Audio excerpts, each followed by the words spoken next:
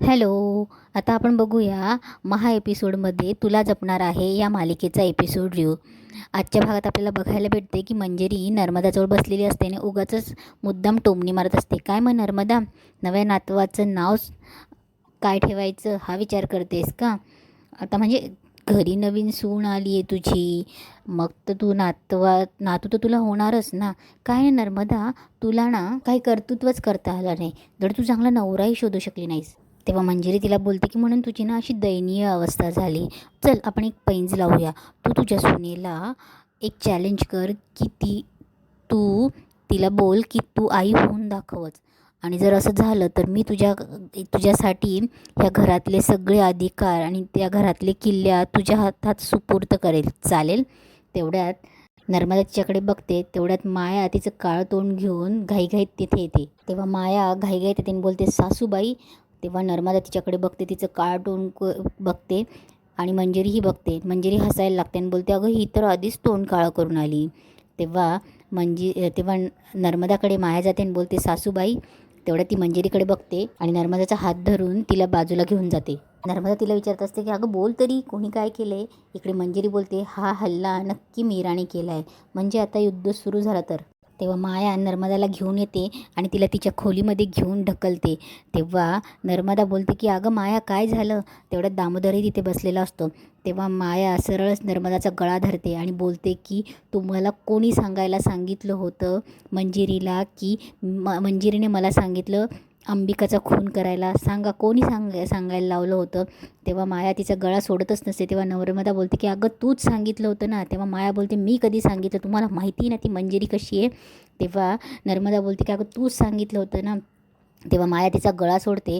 तेव्हा नर्मदा बोलते, अगं त्या दिवशी तू किचनमध्ये सांगितलं नव्हतंस का? आणि मला सांगितलंही आणि वरून मला ठसकाही आला. तेव्हा ठसका आल्यावर तिथे मंजिरीही आली. तेव्हा तू तिथून निघून गेलीस. पण मंजिरी काय म्हणाली माहिती आहे ना, की वर बघ, वर बघ, तुला जिथे जायचं आहे तिथे बघ, आठवतं का? तेव्हा माया मनात बोलते, ओ माय गॉड, म्हणजे माझ्या डुप्लिकेटने हा सगळा घोळ घातला आहे, पण तिला कसं माहिती? ओके, काम डाऊन माया, काम डाऊन. तेव्हा माया स्वतःशीच बोलते की विसरून जा. तेव्हा नर्मदा बोलते, विसरून जा म्हणजे काय विसरून जा? तेव्हा माया बोलते, विसरून जा म्हणजे विसरून जा. मी जे सांगितलं ते विसरली ना मी, तुम्ही पण विसरून जा, कळलं? माया तिथून निघून जाते. तेव्हा दामोदर बोलतं की ही माया नक्की माणूसच आहे ना. तेव्हा नर्मदाही बोलते की मला आता ही माया भयानक वाटायला लागली. तेव्हा मीरा इकडे अंबिकाला बोलत असते की ताई तुला कळतंय का काही? तेव्हा अंबिका बोलते, मला कळतंय. तेव्हा मीरा तिला सांगण्याचा प्रयत्न करत असते की अगं नर्मदा, त्यांनी मला हे सगळं सांगितले. तेव्हा अंबिका बोलते की त्यांच्यावर एवढा विश्वास ठेवू नको, तुला भडकवण्याचा प्रयत्न करत आहे. तेव्हा मीरा बोलते, ताई अगं पण मी जेव्हा मंजिरीने मायाला हे सगळं सांगितलं, असं मला नर्मदा आत्याने सांगितलं की तुझा खून करायला मंजिरीने मायाला सांगितलं होतं. तेव्हा मायाचा चेहरा बघितला का कसा पडला होता? तुला ते दिसत का नाही आहे ताई? माया घाबरली होती. अगं ती घाबरलीच नसती ना ताई. माया घरात आल्यापासून नर्मदा आत्याच्या सगळेच विरोधात आहेत आणि एवढं सगळं असताना नर्मदा आत्या खोटं बोलतील तरी असं तुला वाटतं का? तेव्हा अंबिकालाही काही कळत नसतं, पण ती बोलते की नाही माहीत गं, पण बोलण्यावर कसं विश्वास ठेवायचं हे कळत नाही मला. तेव्हा मीरा बोलते की ताई. तेवढ्या तिथे मंजिरी येते. मंजिरी फक्त मीरालाच बघते आणि आवाज देते की मीरा. तेव्हा मंजिरी मीराजवळ येते आणि बोलते की मीरा, इथे अडगळीच्या खोलीत काय करतेस? मंजिरीचा टोन वेगळा असतो. तेव्हा मीरा बोलते की तुला काय करायचे? तेव्हा मंजिरी तिचा गालाला पकडणार कचकन. तेव्हा ती हळूच तिला हात लावते आणि बोलते, बरी आहेस ना तू? नाही, इथे अडगळीच्या खोलीत काय करतेस? मला आवाज आला म्हणून मी इथे आली. तेव्हा मीरा बोलते, तुझी नाटकं बंद कर. तेव्हा मंजिरी बोलते, मीरा अगं काय झालंय, का वागतेस माझ्याशी असं? अगं मीरा, तुला पण मायासारखं अगं वेड ए बघ, ती पण अशीच यायची का खूप खूप वेळ स्टोर रूममध्ये? चल बाळा, अशी एकटी नको राहूस, धूळ इथे, काळजी घे स्वतःची. मंजिरी एवढं बोलते आणि तिरप्या डोळ्यांनी अंबिकाकडे बघते. हे सगळं मीरा बघते. मंजिरी अंबिकाकडे बघते आणि मीराकडे बघून हसते आणि तिथून निघून जाते. मंजिरी निघून गेल्यावर अंबिका मीराजवळ येते, पण मीरा तिच्याशी काहीच न बोलता तिथून निघून जाते. तेव्हा अंबिका बोलत असते की मीरा जे बोलते ते खरं असेल का? आई असं कसा विश्वास ठेवू, काहीच कळत नाही आहे. मंजिरी बाहेर असते तेव्हा मीरा तिथे येते. तेव्हा मंजिरी बोलते, ये मीरा, तुला तुझं हित पण नाही कळत का गं? खरी माया घरात परत आली आणि ती का आली आहे तुलाही चांगलंच माहिती आहे. आणि तिने तिच्या बाजूने नर्मदालाही करून घेतलं आहे. तेव्हा मीरा बोलते, हे तू मला सांगायची गरज नाही, मी माझं बघून घेईल. तेव्हा मंजिरी बोलते, मीरा, तुला तुझ्या बापाची किती गरज आहे आत्ता? हे तुला मला सांगायची गरज नाही. तेव्हा मीरा बोलते ही तू स्टोरूममध्ये पण बोलू शकली असतीस, बाहेर येऊन बोलायची काय गरज आहे. तेव्हा मंजिरी बोलते की अगं असं काय करतेस, तिथे किती धूळ होती. तेव्हा मीरा बोलते इतकी घाबरतेस का धुळीला. तेव्हा मीरा बोलते कसं होणार तुझं, खूप त्रास होईल ना तुला धुळीत मिसळल्यावर. तेव्हा मंजिरी बोलते माझं सोड, तू तुझ्या बापाचा विचार कर, तुझ्याकडे आत्ताचा दिवस आहे, उद्या तू तुझा निर्णय सांगायचा आहे मला, नाहीतर तुझ्या बापाला धुळीस मिळायला वेळ लागणार नाही. तेवढ्यात अथर्व येतो आणि बोलतो की आई चल ना माझ्यासोबत. तेवढ्यात अंबिकाही येते. तेव्हा मंजिरी बोलते की कुठे. तेव्हा अथर्व बोलतो की अजितशी बोलायला मायासुद्धा आहे आणि ही चांगली वेळ आहे त्यांच्याशी बोलायची. तेव्हा मीरा बोलते वेदाचे बाबा काय बोलायचं आहे. तेव्हा अथर्व बोलतो की मीरा मी तुला सगळं सांगेल पण आत्ता आम्हाला जाऊ दे आई चल, म्हणून तो चालला जातो. ते गेल्यावर अंबिका मीराजवळ येते आणि बोलते की मीरा काय बोलायचं असेल त्यांना. तेव्हा मीरा बोलते ताई त्यांना जे बोलायचं ते बोलू दे, पण एक गोष्ट तुझ्या लक्षात आली का, मंजिरी जे माझ्याशी आत्ता इथे बोलली ना ते ती स्टोरूममध्ये सुद्धा बोलू शकली असती, तिथेही मी एकटीच होती ना. तेव्हा अंबिका बोलते मग का नाही बोलल्या. तेव्हा मीरा बोलते कारण तिथे तू होती. तेव्हा अंबिका बोलते माझा काय संबंध. तेव्हा मीरा बोलते संबंध आहे ताई, मंजिरी तुला बघू शकते, ऐक माझं. इकडे माया तिच्या खोलीत येते. अथर्व आणि अजितसाठी अजित आणि नर्मदासाठी कॉफी घेऊन येते. तेव्हा अजित बोलतो की तू माझ्यासाठी कॉफी आणलीस. तेव्हा माया बोलते की दोघांसाठी. तेव्हा नर्मदा बोलते त्या काही घातलं नाही आहेस ना त्यात. तेव्हा माया बोलते असं का बोलतायत सासूबाई. तेव्हा नर्मदा बोलते की काल तू माझा गळा आवळलास, आज त्याच गळ्यात विष घालत असशील. तेव्हा माया बोलते की सॉरी, उगाच मी ती मीरा आणि मंजिरीचा राग तुमच्यावर काढला. तेव्हा नर्मदा बोलते म्हणजे सुधारली का माझी सून. तेव्हा माया बोलते ऑफकोर्स सासूबाई, म्हणजे माझ्या लक्षात आलं की खरं नातं हे लग्नाचंच असतं, कारण की ती गाठ वरती बांधली असते. माझी सासू माझा नवरा हेच माझे सर्वस्व आहे, म्हणजे मला या घरात यायचंच होतं, पण तुमची काळजी अजितचं प्रेम ही ना नकळत मला या घराकडे खेचते. तेव्हा अजित बोलतो सिरियसली मला ना हे स्वप्न वाटते. एक मिनिट चिमटा काढ मला. तेव्हा अजित बोलतो चिमटा काढ मला. माया जोरात चिमटा काढते. तेव्हा अजित ओरडतो आणि बोलतो इट्स नॉट ड्रीम. तेवढ्यात मंजिरी आणि अथर्व त्या खोलीत येतात. अजित मायाला हक करणार तेवढ्यात अथर्वला बघून थांबतो. तेव्हा अथर्व आतमध्ये येतो आणि बोलतो मला तुझ्याशी काहीतरी महत्त्वाचं बोलायचं आहे. तेव्हा अजित बोलतो आजचा दिवसच वेगळा आहे ना, ओके बोल. तेव्हा अथर्व बोलतो की यू डोंट डिझर्व दिस, पण हा बाबांचा निर्णय आहे, माझा नाही. माझ्यामध्ये बिझनेस आणि रिलेशन एकत्र केले तर एकामध्ये लॉस होतो. तेव्हा अजित बोलतो म्हणजे काय बोलतोय हा मामी. तेव्हा अथर्व बोलतो की आजपासून बँगलोरच्या फॅक्टरीची जबाबदारी बाबांनी तुझ्यावर सोपवली आहे. तेव्हा अजित आणि नर्मदाला खूप आनंद होतो, पण मंजिरीला मायाला त्याचा आनंद झालेला दिसत नाही. तेव्हा अथर्व बोलतो की बाबांचं असं म्हणणं आहे की सख्या बहिणीच्या मुलाला असं वाऱ्यावर सोडता येत नाही. तेव्हा अजित हसतो आणि बोलतो नो ना, यू आर किडिंग मी, चेष्टा करतोय माझी. तेव्हा अथर्व बोलतो की अजित चेष्टा करायचे दिवस गेले, ते नातं तू गमावलंयस. तेव्हा अथर्व दोघांचे तिकीट्स अजितकडे देतो. अजित खूप खुश होतो. तेव्हा माया बोलते दोघांचं तिकीट्स. तेव्हा अथर्व बोलतो की तू पण जातेस, पण याचा अर्थ असा नाही की मी तुला माफ केलं आहे. महिन्यातनं एकदा तुला या इथल्या पोलीस स्टेशनमध्ये येऊन तुला हजेरी द्यावी लागेल. Ajit let me one thing very clear. तेव्हा अथर्व बोलतो की हे फक्त मी अजित तुझ्यासाठी करतो आहे.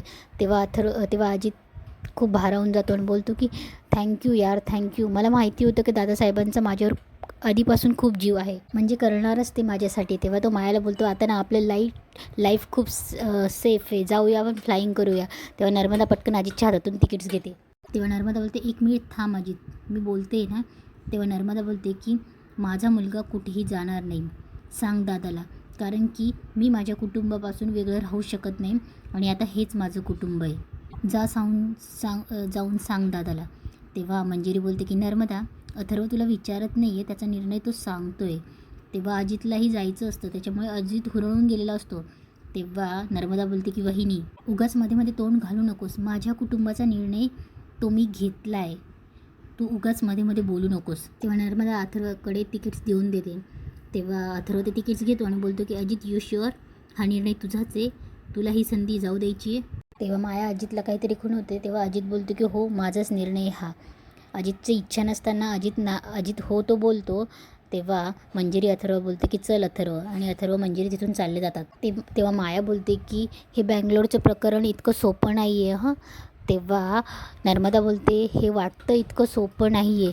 तेव्हा अजित चिडून बोलतो की अरे प्रत्येक वेळा तुम्हाला निगेटिव्ह अँगलने विचार करण्याची काय गरज आहे. कम ऑन जस्ट थिंक, अख्खा बिझनेस मी हँडल करणार होतो, केवढी मोठी अपॉर्च्युनिटी होती, फ्री बर्डसारखा फिरलो असतो, केवढा पैसा ओढला असता. तेव्हा नर्मदा बोलते की तुला कळत कसं नाही आहे, आम्ही समुद्र मिळवण्याचा प्रयत्न करतो आणि तू गडूच्या मागे जातोयस. गडू तेव्हा अजित बोलतो गडू म्हणजे. माया बोलते ओ माय गॉड. तेव्हा नर्मदा बोलते हे बघ अजित, आता बुद्धिबळाचा खेळ सुरू झाला आहे. अथर्व पहिली चाल खेळला आहे. आता जर आपली दुसरी चाल आपण चुकलो तर प्रकरण खूप कठीण होईल.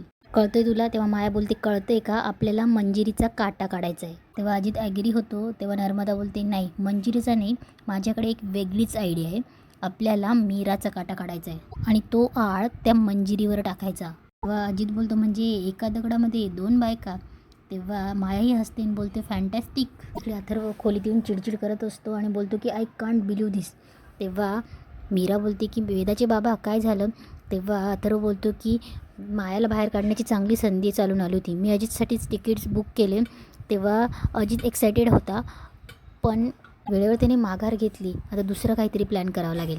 तेव्हा मीरा बोलते की माया या घरात आली आहे, ती सहजासहजी प्लॅनिंग करूनच आली असेल ना, ती काही एवढ्या सहजासहजी माघार घेणार नाही. तेव्हा मीरा बोलते वेदाचे बाबा तुम्ही काळजी करू नका, मी विचार करून ठेवला आहे, फक्त योग्य वेळेची वाट बघते मी. तेव्हा मीरा मनात बोलते की वेदाचे बाबा मी विचार तर मी करून ठेवला आहे, मायाबद्दलही आणि तुमच्या आईबद्दलही. इकडे नर्मदा मायाला बोलत असते की माया जसं आपलं ठरलं आहे त्याप्रमाणे मीराला मारण्यासाठी काहीतरी प्लॅन करावा लागणार. तेव्हा माया हसते आणि बोलते की प्लॅन काय करायचं आहे, डिरेक्टली मारून टाकूया, फायनली माझ्या डोक्याचा ताप जाईल, कदाचित पुन्हा अथर्व माझा होईल. तेव्हा नर्मदा चिडून बोलते की माया तू माझ्या आजीशी लग्न केलं हे विसरू नको हां. तेव्हा माया तिच्याजवळ जाते आणि बोलते की तुम्हाला काय वाटलं मी खरंच असं करणार आहे, आणि जोरात हसायला लागते. गंमत करत होती हो मी, रिलॅक्स. तेव्हा नर्मदा बोलते की माया परत अशी फालतू गंमत करण्याचा विचारही करू नकोस हां. तेव्हा माया बोलते की बरं मी काय म्हणते, माझ्याकडे एक कमाल प्लॅन आहे. मी जसं अंबिकाला मारलं ना तसंच, अगदी तसंच आपण मीराला सुद्धा जाळून मारून टाकूया, म्हणजे हाती लागेल ती फक्त राखच तिची, आणि सगळं सॉर्ट होईल.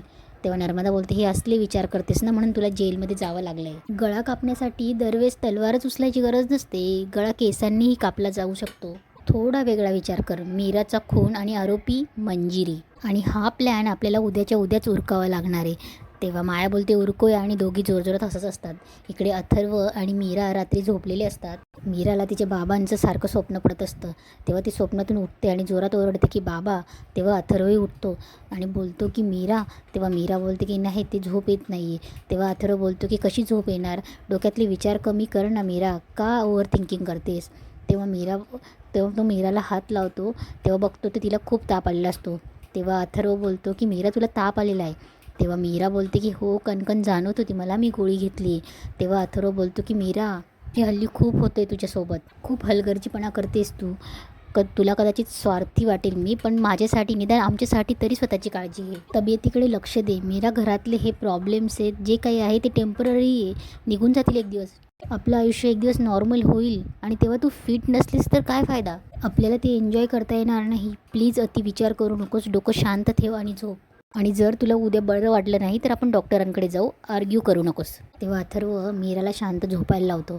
अथर्व झोपी जातो. तेव्हा मीरा पुन्हा मनात बोलते की वेदाचे बाबा बरोबर बोलत आहेत, जर सगळ्यांना वाचवायचं असेल, मंजिरीला हरवायचं असेल तर स्वतःची काळजी घेतलीच पाहिजे. इकडे दुसऱ्या दिवशी किचनमध्ये अंबिका मीराला बोलत असते की मीरा काहीच कळत नाही, कसा विश्वास ठेवायचा. तेव्हा मीरा बोलते ताई काही गोष्टीत मी तुझ्यावर विश्वास ठेवलास ना, आपल्याला कळालं तरी की मायाच्या रूपात बाबाच आपल्यासोबत आहेत. हे बघ ताई, आता तुझी माझ्यावर विश्वास ठेवण्याची वेळ आहे. तू सगळं विसरून जा, मंजुरी तुझी सासू हेही विसरून जा आणि मला सपोर्ट कर. ताई मला विश्वास आहे, मंजिरीचा खरा चेहरा मी तुझ्यासाठी तरी नक्की सगळ्यांसमोर आणेल. तेवढ्यात नर्मदा किचनमध्ये येते आणि बोलते की मीरा अगं मी वरणाला फोडणी दिली, जरा मीठ घालायचं विसरली की काय ते बघतेस का जरा. तेव्हा नर्मदाने कदाचित वरणामध्ये काहीतरी घातलेलं असतं. तेव्हा मीरा बोलते की हो बघते. ती चमचा घेऊन येते आणि बघायला लागते. वरण ढवळते आणि वरण चाखूनही बघते. नर्मदाचं लक्ष मीराकडेच असतं. तेव्हा नर्मदा खूप खुश होते. इकडे अजित पॉयझनची बॉटल घेऊन उभा असतो. तेव्हा माया बोलते पॉयझन.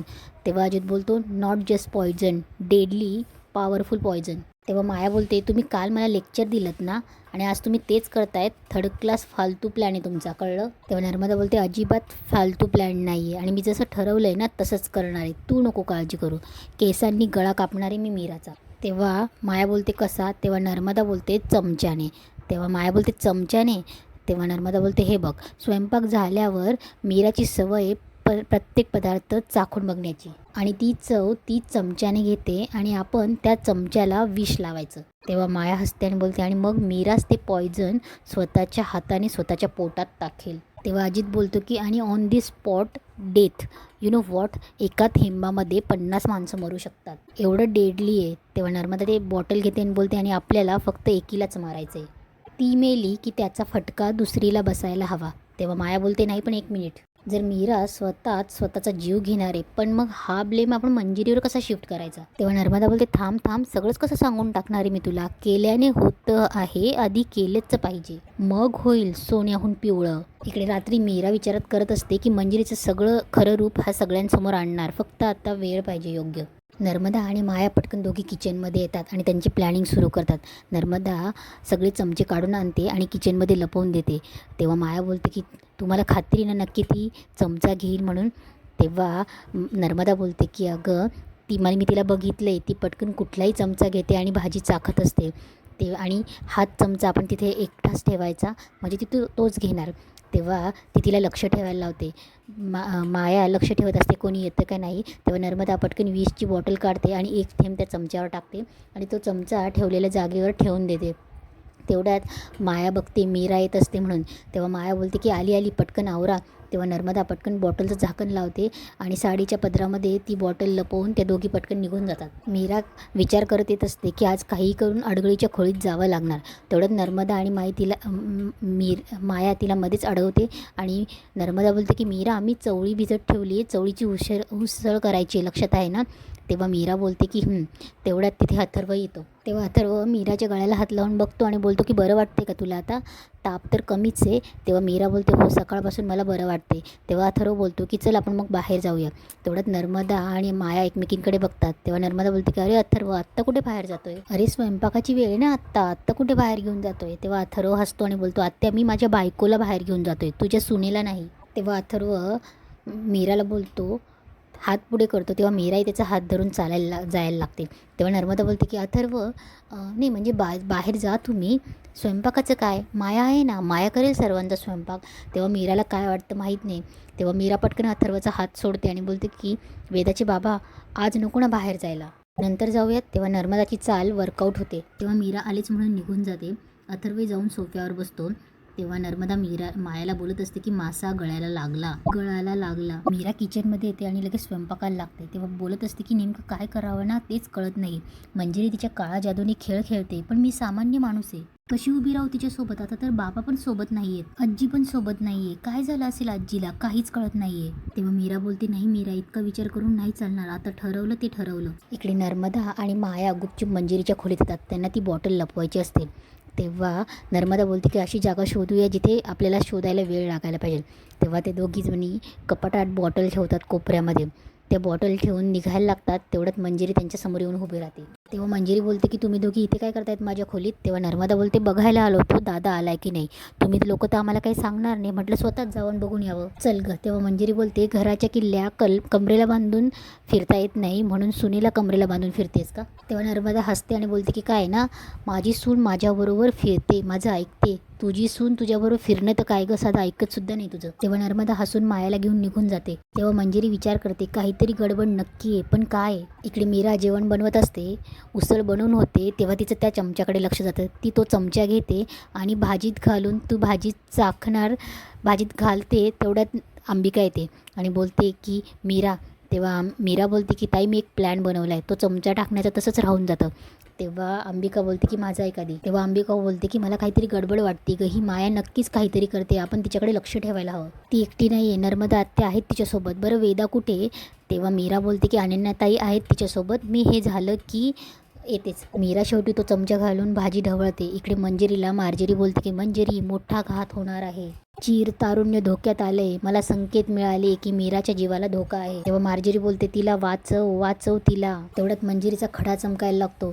खडा ती आरशात बघत असते आणि आरशामध्ये त्या खड्यामध्ये तिला सगळं दिसत असतं की नर्मदाने कसं त्या चम्मचला विष लावलं आणि तो चम्मच तिथे ठेवला आणि मीरा कसा तो चम्मच घेऊन भाजीमध्ये ढवळते. तेव्हा मंजिरी हे सगळं बघून बोलत असते की मीराचा जीव धोक्यात नाही, ती अशी मरता कामा नये. तेव्हा मंजिरी पटकन किचनकडे पळत जाते. मंजिरी पटकन खाली पळत येते. अंबिका मीराजवळच असते. मीरा भाजी चाखणार, मंजिरी पळत असते. तेव्हा अथर्वही मंजिरीला पळताना बघतो आणि बोलतो की आई पण मंजिरी घरात जाते. मीरा तोंडाजवळ चमचा घेणार. इथेच आजचा एपिसोड संपतो. आता उद्याच्या भागात बघूया की मंजिरी मीराला वाचवते की मीरा ती भाजी चाकते. असेच नवनवीन एपिसोडचे रिव्ह्यू ऐकण्यासाठी या चॅनलला लाईक, सबस्क्राईब आणि शेअर करा. धन्यवाद.